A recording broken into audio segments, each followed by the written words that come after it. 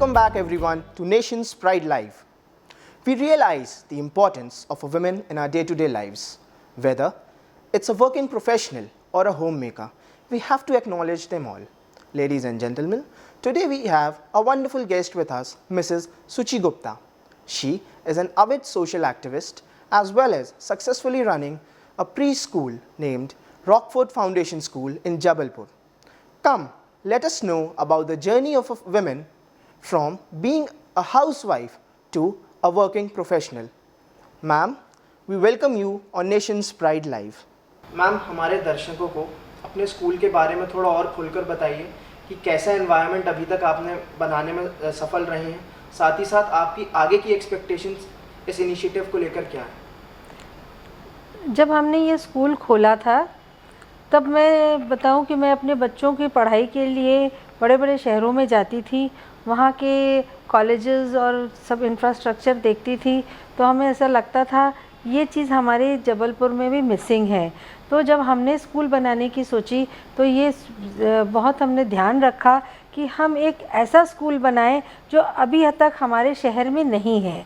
तो हमने ये चीज़ें जब हमने अपना डिज़ाइनर चूज़ किया, आर्किटेक्ट चूज़ किया कि किस तरह से हमें डिज़ाइन करना है, हमने उसको अपनी प्रायोरिटीज़ बताई कि पूरा जो स्कूल होगा वो प्रोजेक्टर्स पे होगा और सिस्टम्स होंगे अपने पास। हमारे आज भी हमारे हर क्लास में सिस्टम्स हैं, प्रोजेक्टर्स हैं, जिसके थ्रू हम बच्चों को पहले कोई भी चीज़ का इंट्रोडक्शन हम उनको प्रोजेक्टर्स के थ्रू देते हैं, ताकि वो हर चीज़ किताब कॉपी से यूजुअली बच्चा बहुत जल्दी आजकल अट्रैक्ट नहीं होता, क्योंकि उसको घरों में पेरेंट्स मोबाइल देते हैं तो वो स्क्रीन में देखने की आदत होती है। तो जब हम उसको स्कूल में भी स्क्रीन में दिखाते हैं तो वो बहुत इंटरेस्ट से देखता है और बहुत जल्दी सीखता है। तो ये इस तरह से हमने अपने स्कूल में पढ़ाई को शुरू किया और we have encouraged a lot of in a play way method कि हर चीज़ बच्चा प्ले वे में सीखे ताकि उसको स्कूल इंजॉयबल लगे, उसको बोझ नहीं लगना चाहिए कि अरे हम कहाँ आ गए। और हमारे पास हम लोग तरह तरह की एक्टिविटीज़ बच्चों के लिए ऑर्गेनाइज़ करते हैं, उनके लिए फेस्टिवल्स ऑर्गेनाइज़ करते हैं, उनके लिए एनुअल फंक्शंस ऑर्गेनाइज़ करते हैं जिसमें वो तरह तरह के डांसेस सीखते हैं, तो वो बहुत इन्जॉय करते हैं। और आज भी हमारे पास पेरेंट्स आते हैं कि बच्चा बहुत स्कूल आने को बहुत बेताब था, तो कई बार वो आजकल के जो पैंडेमिक के सिनेरियो में बच्चे स्कूल नहीं आ पाते हैं, तो just come to visit the school कि नहीं हमें विज़िट करना है एक।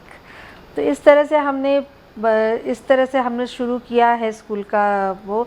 और अब बच्चे और पेरेंट्स भी हमारा बहुत साथ देते हैं and they also cooperate in everything whatever we do.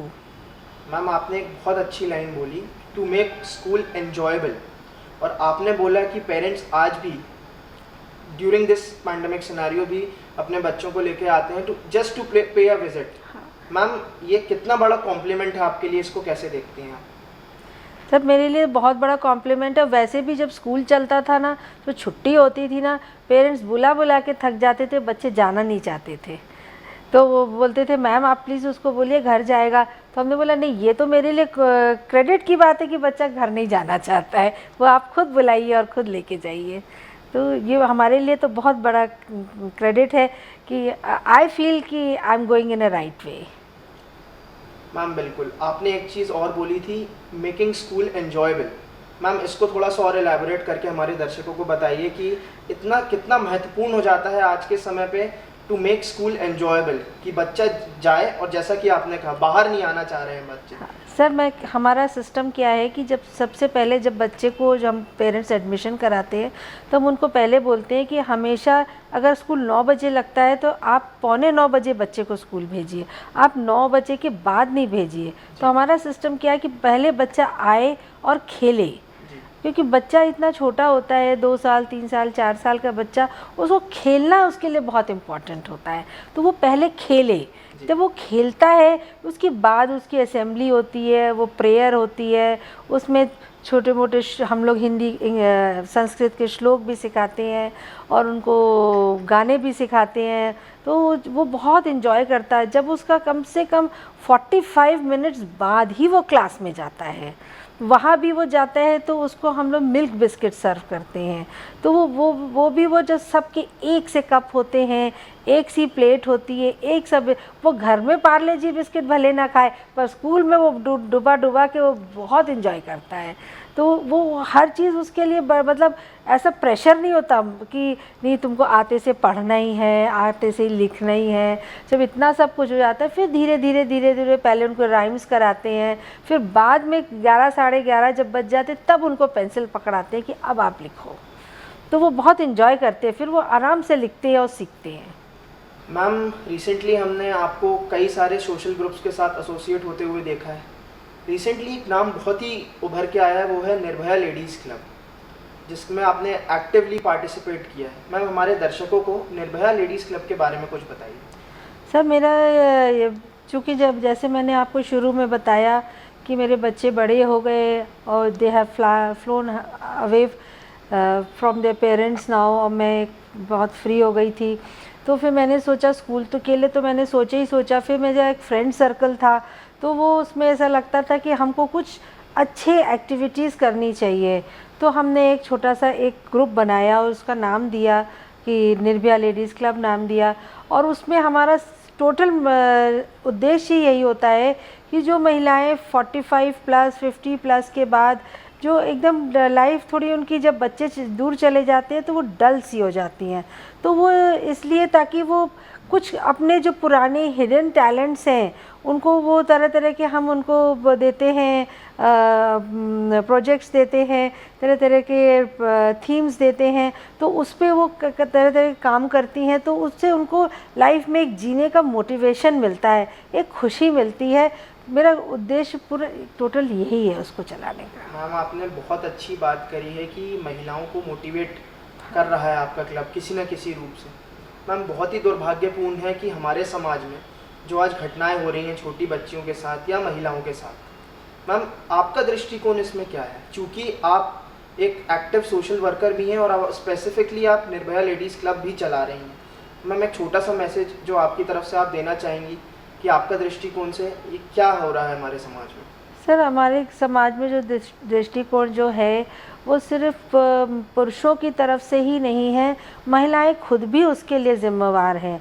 वो अपने आसपास एक दायरा बना लेती हैं, उस दायरे से वो बाहर सोचना ही नहीं चाहती, निकलना ही नहीं चाहती।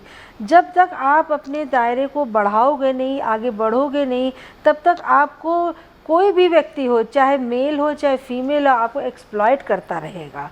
तो अब हमारा ग्रुप बनाने का यही उद्देश्य है कि आप बाहर निकलो, आओ, हम 10 महिलाएं मिलके बैठेंगे, बात करेंगे, एक दूसरे के दुख सुख को शेयर करेंगे और एक दूसरे को मोटिवेट करेंगे कि हमें कैसे अपने जीवन को अच्छा बनाना चाहिए, अच्छे से करना चाहिए सब कुछ। बिल्कुल मैम। मैम, एक और चीज़ हम आपसे पूछना चाहेंगे, चूँकि आप इतने अग्रसर हैं अपने पाथ में, बहुत अच्छा काम कर रही हैं आप, चाहे वो आपको प्री स्कूल चलाना हो या सोशल एक्टिविटीज़ हों। मैम, एक कुछ क्वालिटीज़ हर इंसान में होती हैं और चूँकि आप एक लीडर के रूप में उभर के आई हैं हमारे समाज में, मैम कुछ क्वालिटीज़ जो आप हमसे शेयर करना चाहेंगी, हाँ, कि ये की क्वालिटीज़ होनी चाहिए एक इंसान में, एक महिला में, जो उसको आगे बढ़ने के लिए योगदान देती हैं? देखिए, सबसे बड़ी चीज़ होती है कि हमें सीखना नहीं बंद करना चाहिए। जब हमको ये नहीं सोचना चाहिए अरे हमारी इतनी उम्र हो गई है अब हम ये नहीं कर सकते। क्यों नहीं कर सकते?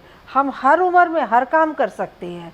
और हमें सीखने की एक आदत अगर हम रखेंगे, और हम अपने बच्चों से भी सीखते हैं, ऐसा नहीं आज के बच्चे बड़े हाईटेक हैं और तरह तरह से हमको आज तरह तरह की चीज़ें सिखाते हैं, तो हमको उनसे भी सीखना चाहिए। जब हम सीखने की प्रवृत्ति रखते हैं तो हम आगे बढ़ने का रास्ता खोलते हैं अपने लिए। बिल्कुल ma'am. Ma'am, being a mother yourself, आप खुद एक माँ हैं और अब तो आप एक प्री स्कूल की डायरेक्टर भी हैं। मैम, आप हमारे पेरेंट्स को क्या मैसेज देना चाहेंगे अपने बच्चों की परवरिश को लेकर, या इस समय में जो भी स्थितियाँ रही हैं ड्यूरिंग दिस पैंडेमिक सिनेरियो, बहुत सी नेगेटिविटी फैली है हमारे समाज में, तो बच्चों का पालन पोषण को लेकर हमारे दर्शकों को एक मैसेज अगर आप दे दें? सर, जैसा मेरा स्कूल चलाते से ऑब्जर्वेशन रहा है, तो मैं सारे पेरेंट्स को ये ज़रूर बोलना चाहूँगी कि अपार्ट फ्रॉम योर करियर, आज लेडीज़ भी बहुत करियर ओरिएंटेड हैं, तो apart from their job, apart from their career orientation, they should give time to their children. आप अपने बच्चे को समय दीजिए। आपका बच्चा, आप पैसा नहीं दोगे तो आपको उतना बच्चा नहीं मिस करेगा, पर आपका समय आपके बच्चे के लिए बहुत इम्पॉर्टेंट है। जितना समय आप उसको दोगे पढ़ाने के लिए, उसके साथ खेलने के लिए, उसके साथ बात करने के लिए, उससे बात भी करिए, उससे पूछिए आज उसका दिन भर उसने क्या किया, कैसे किया। तो वो चीज़ें तो बहुत बच्चे को इनकरेज करती हैं कि जैसे हम चाहते हैं कि हमें कोई सुने, जैसे छोटा सा बच्चा भी चाहता है कि उसकी बात कोई सुने, उसके थॉट्स को कोई सुने, समझे। तो माँ बाप को ये चाहिए कि अपना एक समय निकाल करके अपने बच्चे को दें, उससे बच्चे की परवरिश बहुत अच्छी होती है। बहुत अच्छे पॉइंट्स बोले मैम आपने। यहाँ पे एक चीज़ और हम जानना चाहेंगे, आज आप नेशंस प्राइड में हमारे साथ जुड़ी, तो आपका एक्सपीरियंस हमारे साथ कैसा रहा और आपका नेशन प्राइड से आने वाले समय में क्या एक्सपेक्टेशंस हैं? सर, नेशन प्राइड ने हमको बुलाया और हमको एक प्लेटफॉर्म दिया और उसके लिए हमको बहुत अच्छा लगा and my experience with you all was very nice और the questions you put up were very good. मुझे मौका मिला अपनी बात कहने का, अपनी बात को शेयर करने का, तो I am really thankful to Nation Pride for calling me and giving this opportunity to express myself. Thank you. Thank you so much ma'am for joining us on Nation's Pride live. Thank you. तो सुना आपने, परवरिश घर से चालू होती है, school से नहीं। खुद को और अपने बच्चों को समय दीजिए। ये थी हमारी guest Shrimati Suchi Gupta ji, director Rockfort foundation school Jabalpur. अगली बार नेशंस प्राइड पे फिर से जुड़िए हमारे साथ किसी अन्य शख्सियत के साथ। तब तक के लिए घर पर रहिए, सुरक्षित रहिए और हाँ, हंसते रहिए। इसी के साथ हमको सब्सक्राइब करना मत भूलिए, इंस्टाग्राम, ट्विटर पे भी। Thank you so much.